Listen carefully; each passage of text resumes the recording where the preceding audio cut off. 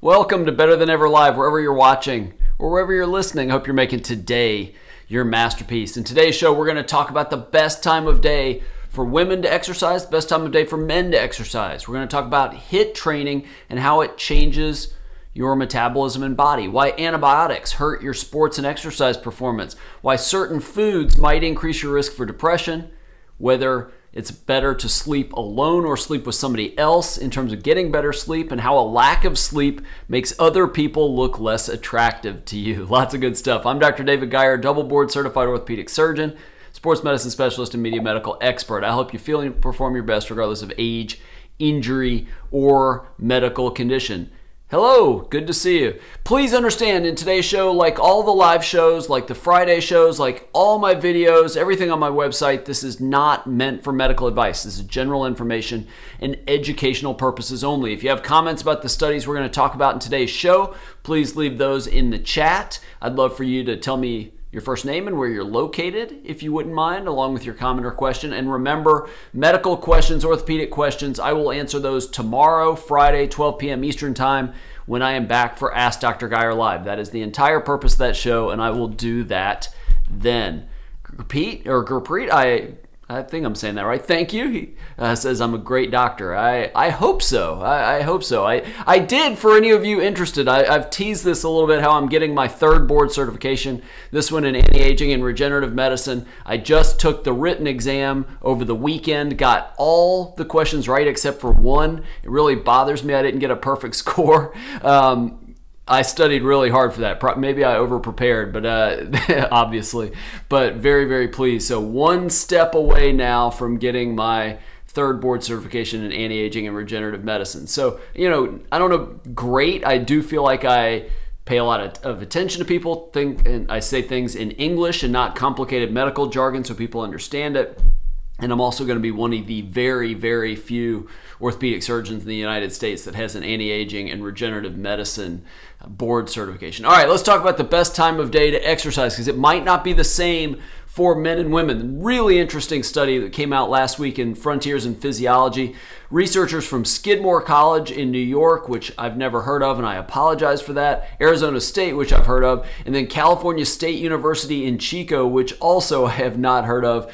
But researchers from those three universities studied 30 men, 26 women between ages of 25 and 55. And these were what were called highly active people. And they defined highly active as people who did at least 30 minutes of exercise 4 days a week for 3 years. So they were committed. They were sticking through it. And what they did is they put groups of people that exercised for an hour between 6:30 and 8:30 a.m. The other group did the exact same exercise routines, but did it between 6 p.m. and 8 p.m. And they did that for a group of men, did that for the group of women. What they found out, at least among women, and this is where it gets a little different. I think this is interesting. For women, morning exercise better reduced abdominal fat, better reduced blood pressure, but evening exercise improved muscle performance. So it was a little bit different depending on what your goal was. Among males, they pretty much increased strength, both of them, but at night, by exercising, they increased fat oxidation and they reduced their blood pressure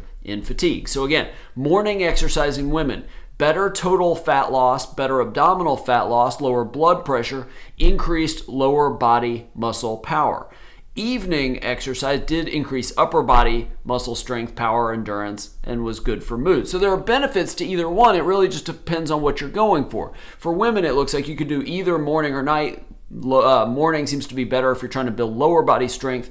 Upper body strength may be better at night, but the body fat, abdominal fat, what we call belly fat, that is probably, it seems to be in this study, maybe a little bit better if you want to lose that, if you're a woman, to do your exercise in the morning. For men, again, strength increased whether you exercised in the morning or night, but at night you were also able to lower your systolic blood pressure, lower fatigue, and have better fat oxidation. So if you're trying to lose fat as a male, maybe you exercise at night. Now here's my thing about this study. So I think it's fascinating in a general sense. It's a kind of small study. I'd love to see this replicated with more people. But what time of day somebody performs best at the gym is just, in my opinion, more than just male or female. There's such an individual component to this. Everybody sort of responds to exercise differently. I have done it at all times of the day. I've done it from 4 a.m. in the morning back when I was at an academic medical center doing trauma surgery. I've done it as late as start workouts at 7:30 at night. And, well, not counting college. You do all sorts of weird times in college. But as an adult, I would say. And there's pros and cons to both. One thing I would say, if you're going to do night exercise, which again, there seem to be some benefits for men, maybe some benefits for women, depending on what you're going for, try to avoid working out within 3 hours of sleep, because that can definitely disrupt your sleep. But I would say try different times, figure out what works best for you, whether it's going to the gym, whether it's going for a run, whether it's walking, playing sports, whatever it is. Figure out what time of the day feels best for you and works best with your schedule, and that what time of day is most that you'll enjoy. I can't talk today. The best type of workout, I always say, is the type you'll actually do. And if a time of day is best for you than some other time of day, you're more likely to stick to it if you do it at that time of day. If you can make yourself work out whenever, then hey, by all means, go do it in mornings if you're trying to lose belly fat and total body fat. If you're a woman, do it in the mornings, and do it at night if you're trying to do that for men, for what that's worth. All right, as far as types of exercise, one of the really popular trends over the last 5 or 6 years has been high intensity interval training, HIIT training. And there's been questions about why actually that might be better than what I call steady state cardio or zone 2 cardio, which is the elliptical, the jog at just a steady pace for 30 minutes or 45 minutes. And there have been a number of studies suggesting, well, maybe HIIT is better, again, depending on your goals. Well, there was a study published in the journal eLife out of the University of Copenhagen looking at proteins in skeletal muscle and how high-intensity interval training seems to increase those. And those are extremely important proteins when it comes to muscle contraction and energy metabolism.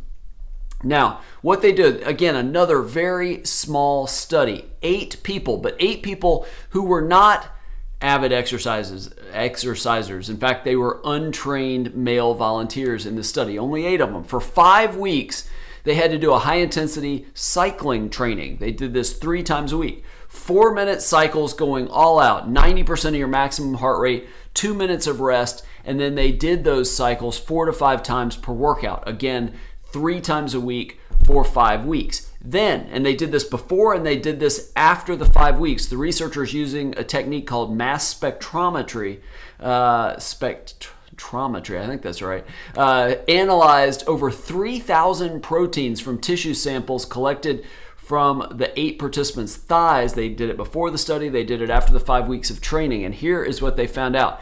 Significant increase in the proteins that build mitochondria. We've talked about mitochondria before. Those are the powerhouses of the cells. They make the energy that our body needs, basically converting food into energy so that we can do anything, so that we can stay alive. They increase the proteins that build mitochondria, and they built muscle contraction related proteins. It increased acetylation among those mitochondrial proteins and enzymes involved in cellular energy production. Also increased were the proteins that reduce the skeletal muscle's sensitivity to calcium, which you definitely need to improve for muscle contractions. Might explain why high-intensity interval training is thought to be good for boosting muscle and building muscle, but more than that, it may have a significant role in our metabolism, creating our ability to generate more energy. So as far as workouts go, HIIT may be a thing you look at. Now, I am starting to come, as I really study it more, I'm really getting fascinated by overtraining, and I do worry about if all you did every day was high intensity interval training. I don't know that that's necessarily the best thing for you. I think you need a balance. You need some steady state zone 2 cardio. Yeah, you need 1 or 2, maybe more high intensity interval training. You need 3 to 4 weightlifting sessions or resistance training sessions a week, and there's other types of things, flexibility, and I think that can be helpful. But I think there is a role for high intensity interval training and can be very, very good for your metabolism, for your muscles, and for your cardiovascular fitness. Now, if you're a high level athlete, one of the things that you might want to avoid are antibiotics. And I say this as somebody that's talked about the problem with antibiotic resistance, but it seems like we're writing more antibiotics than ever. People get a cold and they want an antibiotic to kill it, even though that's a virus, and antibiotics won't do anything for that. Well, there's new research looking at the effects of antibiotics on our gut bacteria, and specifically in athletes' motivation and endurance. This was a study out of the University of California, Riverside. It was a study in mice, not humans, but those translate very well to humans, and this was published in the journal Behavioral Processes. And they looked at basically what effect antibiotics had on the gut microbiome of 2 groups of mice, and the groups were different. One group of mice, high levels of running, one group of mice, not active at all. And after the period of antibiotics, the amount of real running in the athletic mice, the ones that normally run and run a lot, their wheel running after antibiotics dropped 21%. And that didn't get back to a baseline, their high level of running, even after 12 days after finishing the antibiotics. And so we know that antibiotics very much have a very negative, they pretty much wipe out your gut microbiome, very significant effect. And what they speculated, before I get to part 2 of the study, they speculated that what's going on is that the gut microbiome during exercise, after exercise, it takes our carbs that we need for energy, transform them into chemicals that go throughout your body and affect muscle performance. Now, maybe somebody with a casual that doesn't exercise that much, maybe not that affected by a course of antibiotics. But if you're a top-level athlete and you all of a sudden can't run the way you were, that's a big, big difference. Now, what was interesting is, well, I'll get to that part in a second, but certain things might be able to help you overcome. Let's just say you have to have antibiotics for some reason. You have some infection you have to clear. Would taking probiotics help overcome that? It probably would, but the continuing dose of the antibiotics, you might be fighting sort of a losing battle trying to restore your gut microbiome. But if you're going to take antibiotics, that's certainly something to consider. And then maybe a very healthy, clean, largely plant-based diet while you're on that's probably good anyway, but while you're on the antibiotics might be a good thing for your athletic performance. All right, this is what I was going to get to. I was getting the 2 studies confused in my mind. Another mouse study, but it was also flies and humans, looked at eating a certain type of protein might increase your risk for depression. And I'll get to the conclusion and then I'll work backwards. What these scientists found, studying humans, studying mice, studying flies, that a diet high in the amino acid proline makes you more likely to cause a severe state of depression. These were researchers in Barcelona, Spain. The study was published in the journal Cell Metabolism. Proline, if you're not familiar with it, it's a non-essential amino acid. It's found in a lot of healthy foods. Foods I eat a lot of: grass-fed beef, pasture-raised chicken, gelatin, bone broth, organ meats like liver, cage-free egg yolk. So all the things that a lot of the paleo people do, the carnivore diet people do, the ketogenic diet people, and that's a healthy way to do it. Those are all very healthy foods, not processed bacons and sausages and eggs, just commercial eggs and things like that. So, but here's the thing. So higher levels of protein was seen in people with higher rates of severe depression. Now, is this a cause or an effect or some association that we don't know? Well, the researchers in mice did something really interesting. They transplanted the gut microbiome. You can do a fecal transplant. Transplanted the gut microbiome, the feces basically, of the depressed mice and put them in non-depressed mice. What they found out is the mice basically that received the fecal transplants from mice that had high levels of proline instantly became more depressed. So there does seem to be something about proline and potentially its influence on depressive mood. Now, we need a lot more information on this. We need a lot of studies, but it does lead some more credence to the idea that, hey, what you eat plays a large role in your mental health. And then the last two I want to talk about, kind of fun studies. We're going to talk about sleep. There's a study that shows that adults who share a bed with a partner or spouse sleep better than people who sleep alone. This is a real study out of the University of Arizona published in the journal Sleep, a very reputable sleep journal. They analyzed data from over 1,000 working age adults, and what they found is, again, adults who shared a bed with a partner most nights had less severe insomnia, less fatigue, spent more time asleep than those who pretty much never share a bed with a partner. Now, those falling asleep with a partner, also, they fell asleep faster, they stayed asleep longer after falling asleep, they had less sleep apnea. Now, here's what's interesting is, the adults who slept, but not with their husband or wife or partner, but with a child, those benefits didn't hold. They actually had greater severity of insomnia. They had greater sleep apnea and less control over their sleep. So what they found in sort of stepping back and looking at, well, what's going on when you sleep next to your partner? Those people, lower depression, lower anxiety, lower stress, greater social support, and greater satisfaction with life and relationships. You would think children would do that, but not so much. Those people were found to have more stress generally in their lives. Now, if you sleep by yourself, that's fine. Just in this study, higher depression scores, lower social support, and worse life and relationship satisfaction. And then the last one I think is kind of funny because the article that I saw before I went to the journal itself was really funny because they talked about how we all know what beer goggles are, right? You drink a lot of alcohol, everybody looks attractive to you. Well, what I'm about to talk about is sort of the reverse of that. And I thought that was kind of a clever way to introduce this study. But a lack of sleep does the opposite of what the alcohol does when you go out to drink. It actually makes people look less attractive to you. These were Swedish researchers, and they published their study in the journal Nature and Science of Sleep. Now, it's really interesting.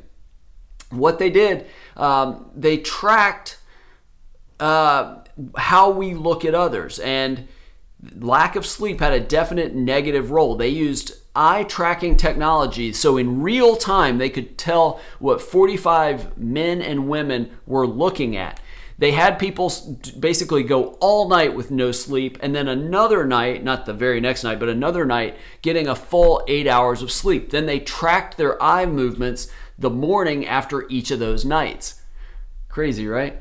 What they found, sleep-deprived people saw angry faces as less trustworthy, less healthy looking, and fearful faces as less attractive. What they basically found is a loss of sleep led to more negative social impressions of other people. And what they think is when we're sleep deprived, we spend less time fixating on other people's faces. And facial expressions are crucial to our understanding of somebody else's emotional state. So spending less time fixating on their faces may increase the risk that you interpret their emotional state inaccurately or too late, or you just see them as less attractive. All right, let me know if you have any thoughts on any of those studies. I am more than happy to talk about it. While I am doing that, I'll say this.